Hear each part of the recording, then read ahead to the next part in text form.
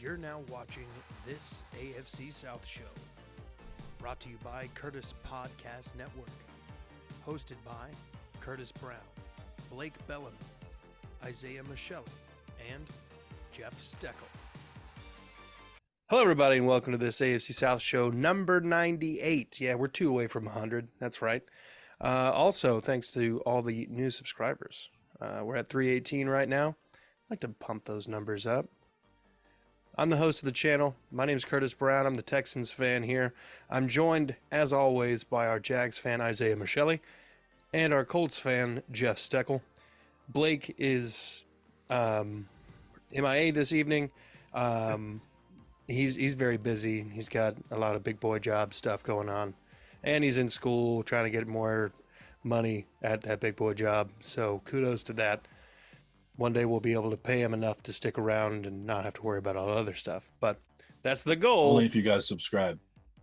Yeah, exactly. Only if you hit the button to make us, we're trying to hit 1,000. Okay, we need 1K. All right, so hit the button. That's the goal. Monetization, folks.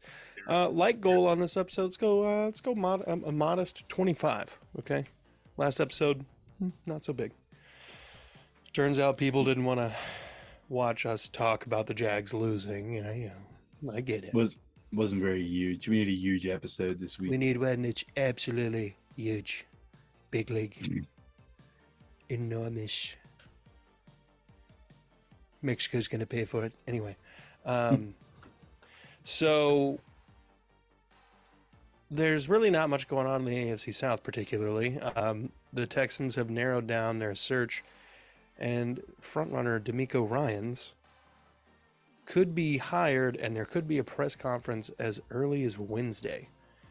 So that's something to look out for. What the hell are the Jags doing right now? We chilling. You're not hiring anybody? We ain't got much to worry about. I mean, Jim Bob Cooter got an interview for the offensive coordinator position in Tampa, but there's no updates on that yet. So I mean, we're just chilling right now. We got the whole staff coming back. The only thing we got to worry about is a salary cap, but they just bumped it up by roughly like 6.8 million, 6.5 million. No, it was 16. Sorry, yeah. 16.8. So I mean, and then once we cut Shaq Griffin, we'll basically be in the positive. So, Yep. We chilling. We big chilling. They're gonna restructure some contracts.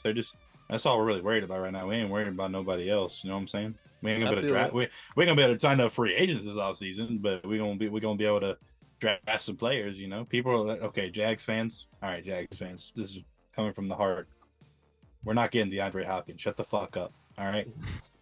Like, stop it. We're not trading or cutting Zay Jones. We're not Christian Kirk and them aren't going to restructure their contracts after 1 year. Okay.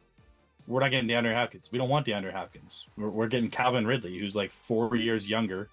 Why do we want washed up old DeAndre Hopkins? Who cares? Washed. I don't know about washed. Hey, washed like last week's laundry, dog. Like he's not even that good anymore. What? He's not that good anymore. He's got to take PEDs to stay on top. I mean, I don't know about that. He's just got he broken ass Kyler Murray throwing. Literally got caught for PEDs. Oh, yeah, no. I know that.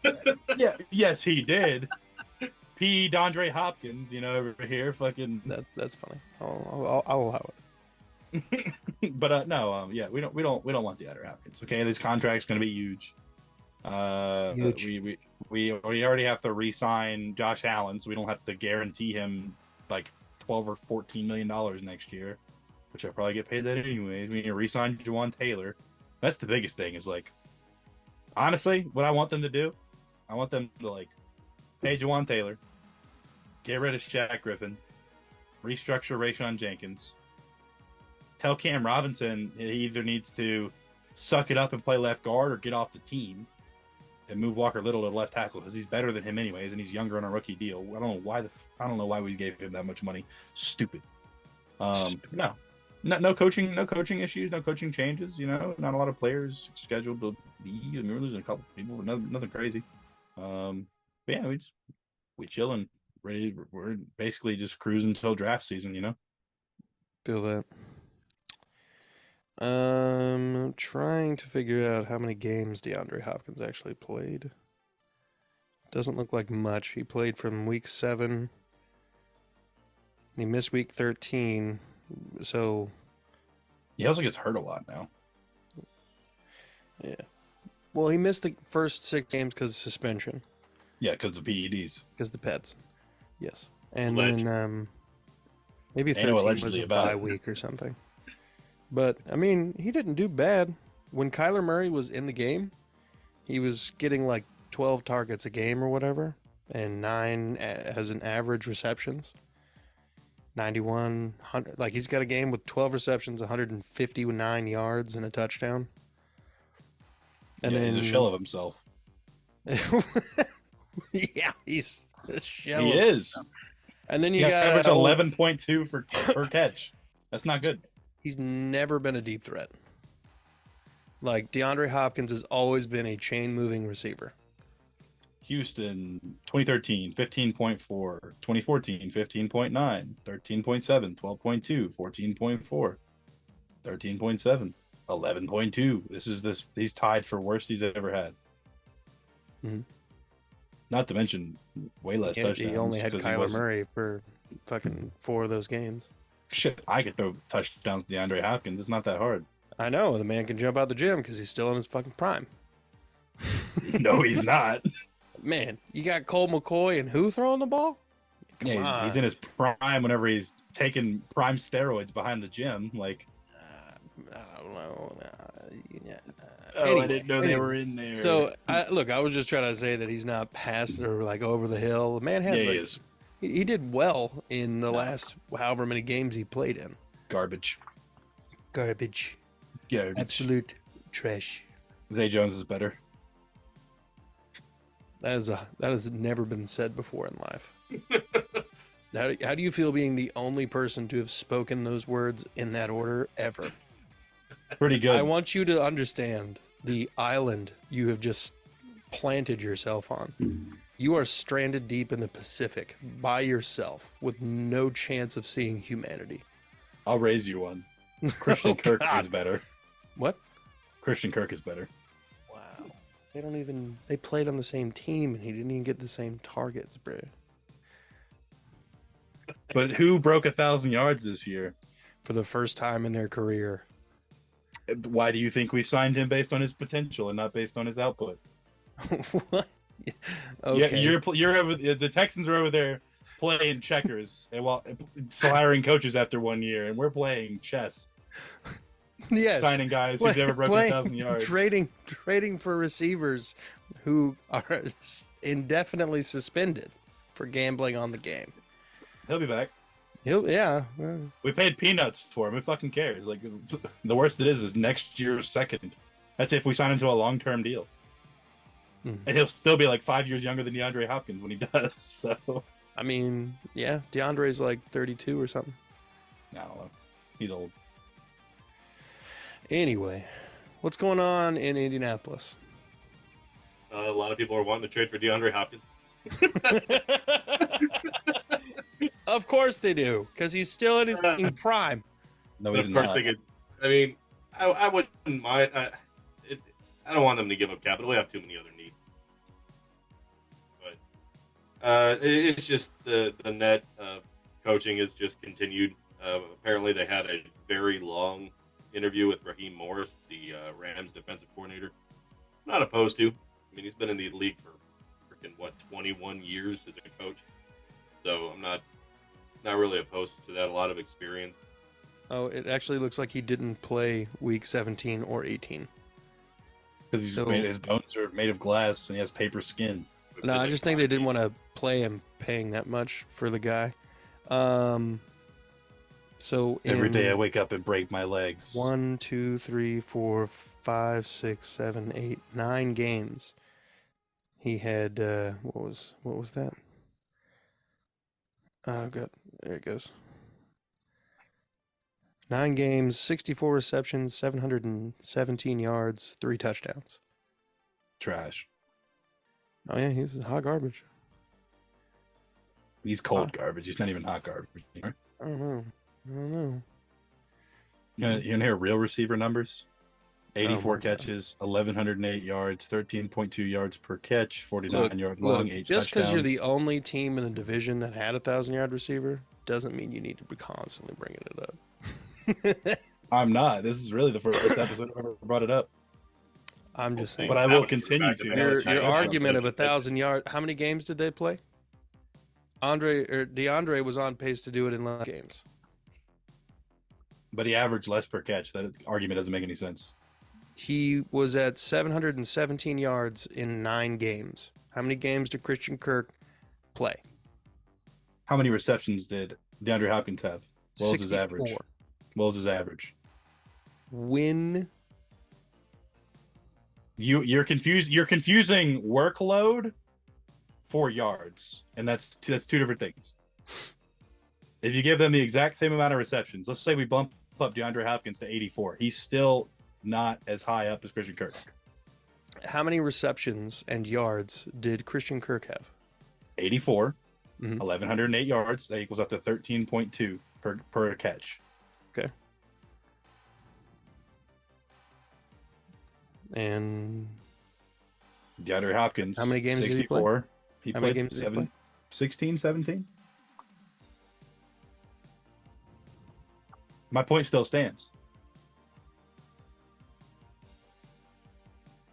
I mean, the dude played in 7 less games. It doesn't matter. His average says he wouldn't have caught him even if he did play in all the games. I don't know, man. And he doesn't have Trevor Lawrence, so it doesn't really matter. He doesn't have Duval Jesus. Duval Jesus. Is that what we're calling him now? We've gone from Sunshine to Duval Jesus? Waffle House Christ, okay? Like Waffle House Christ. Holy crap. You guys had a sun drop in a while? Real good. I don't think so. Are we all taking a drink right now? I got my little... It was worth it. It was worth it. It was good. Do you really have anything else to talk about? Well, the Titans are looking for coordinators because they still haven't hired an offensive coordinator. There's rumors that people want Tim Kelly to be the OC. And they can get Byron Leftwich. I mean, they might, but they'd probably have to fire the new GM or something. Beyond that, there's not really much going on right now. So let's get into the Super Bowl. Kind of by talking about what happened last night with the conference championships and the officiating that in the Cincinnati Kansas City game. First off, I had the 49ers and the Bengals meeting up in the Super Bowl for a rematch of Super Bowl 16. Brock Purdy getting hurt early really fucked that up. So apparently he's going to have surgery on his elbow. That's how drastic it was. And he was trying to get playing time as soon as he came back on the sidelines, but once he realized he couldn't throw the damn ball anymore, it was pretty much over for him until he had to go back in. So what I thought was going to be a 49ers win turned into a 49ers getting slaughtered kind of output, and I don't know that the best teams are in the championship. So, you guys got anything on there? On the conference championship games? The first one? NFC? I think there needs to be a whole overhaul and strike system on referees. There needs to be some sort of repercussion because they just blow calls all the time and nothing happens. Yeah. And they can just completely change the outcome of games like they have all season, and nothing happens. Yeah. Well, they don't get to work the big games. Is what happens. I mean, apparently they do. Well, I mean, it's not like that guy. The Kansas City. I've been saying this for years. Okay, it's the past 2-3 years. Patrick Mahomes makes the league more money with off-scripted and broken plays. That's a scientific fact. They allow a wider threshold of holding for the Kansas City Chiefs O linemen than they do for any other team in the league. If you watch their tape, if you watch their games, their linemen hold at a higher rate, like visibly hold, than any other team in the league, in my opinion, from watching football the past couple of years. And they do not get called for when it's blatantly obvious. 3-4 people on the field holding like up in wrapped around dudes at the same time. No call because Patrick Mahomes gets an extra 2 or 3 seconds and then throws a off-platform 40-yard bomb, and then the NFL makes $100 million more off of his jersey sales. It's an interesting and also, theory. I mean, I'm just saying. Definitely remember them being called for holding a couple times last night. Creed Humphrey got called for it, the center. Oh, there were many more that should have been called. I mean, yeah, you could call holding on every play, though. You know what I mean? Oh, no, I get that. But, like, going back and looking at some of the plays, like, literally some of the plays, they have them wrapped up around, like, from the side, wrapped up like this, like, holding on, and there's just no call at all. Garbage. Yeah. Well, beyond that weird third down debacle with I really don't even understand what was going on. I guess the officials just took a while to determine that they were wanting to do something different on that third down play. You know when you see a big crane? What'd you say, Jeff? Well, they were saying that like the play clock was running when it shouldn't have been, but it didn't have any effect on on anything that was happening, and the play got ran, and then they like shut down the play and restarted it. Yeah. But I mean, of course, it was an Arrowhead, so no one was. Yeah. You ever seen those giant cranes, and when they're holding up a big load and they've got all that rigging on them? Yeah. It was like that. It was rigging. That's what it was. I didn't get to watch the game, so I didn't see the whole play clock debacle. I watched some of it in the beginning, and then I was messing with the puppies and got off of it, and then just forgot to turn it back on. But yeah, no, it's I've seen clips and stuff from that, and it was a interesting game. Yeah, to say the least. Was not happy. No. I'm not disappointed that the Chiefs are there. I kind of expected them. They're one of those teams now that are just kind of always in that picture. And when you think, it kind of blows my mind how often Patrick Mahomes has been in the championship game, but it goes back to Andy Reid. When he was the head coach of the Eagles, he was always in the championship game. Like every year, you were playing the Eagles to get into the Super Bowl for like a 6-year stretch. So, you know, I think that he's kind of built something better with a much better quarterback and a much better supporting cast than he had in Philadelphia. So, I mean, damn, the sky's limitless for these folks. Yeah. I like you. I sided with the Bengals to win, but I'm not that opposed to it because that means they're, the Colts can kind of go after their offensive coordinator. I think his name, what is it, Callahan? Yeah. I'm liking that and the work he's done with Joe Burrow. So hopefully Joe Shiesty. So hopefully they can lock down another interview with him. But I mean, he's kind of high up on my list. Yeah. All right. I didn't really dog in the fight. You guys got anything else? After that, Not really. All right. Well, we'll have an actual preview getting into the Super Bowl matchup a little closer to time. We'll probably take the week off, much of the players are doing for the Pro Bowl. And, yeah. Oh, yeah. Jamal Swagnew, he got into the Pro Bowl because Devin Duvernay can't perform. So Jamal Agnew's going to the Pro Bowl. Oh, yeah. Did you guys hear about Tua? Tyler Huntley. Tua couldn't go to the Pro Bowl because he's still in concussion protocol. Yep. So Tyler Huntley's going to be there. There's talk that he will retire, which is interesting. he had like 4 or 5 concussions this year. Yeah. Yeah. Ones that were told to us, yes, 4 or 5. Yeah. Yeah. I mean, the first one he took and he stood up and almost fell on his face. It was like, Jesus. I can't believe there's actual talk about the Bears trading Justin Fields and drafting Bryce Young in 1 overall. Hey, yo. Sorry. I feel like the only people that would do that are the Dolphins. Bears. I mean, I would. At least he can run away. That garbage O-line. Yeah. Well, we're cutting down to the end here, so let me finish up with some housekeeping. first of all, thank you all for watching. Go ahead, hit the like button. We're going to get 25 on this episode. It's just a goal. We're trying to hit 1,000 subscribers, and we will start doing our team-specific pods. We're going to take a couple, 3 weeks off after the Super Bowl. So just reminding everyone every pod. Yeah, so we're going to be doing that probably the second week of March, because the new league year is, I think, the 17th or the 18th. So we'll get started with somewhere around that week, and we'll have guests. So that's something to look forward to. We're also, me specifically, I'm going to be putting NFL trading card box breaks on the channel.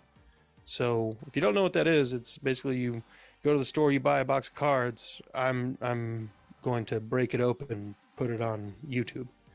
What I'm opening. So, if you'd like to, watch that kind of stuff, hit me up. Watch the thing. So, got a couple polls out. Hit the polls on the channel, and folks, be good people.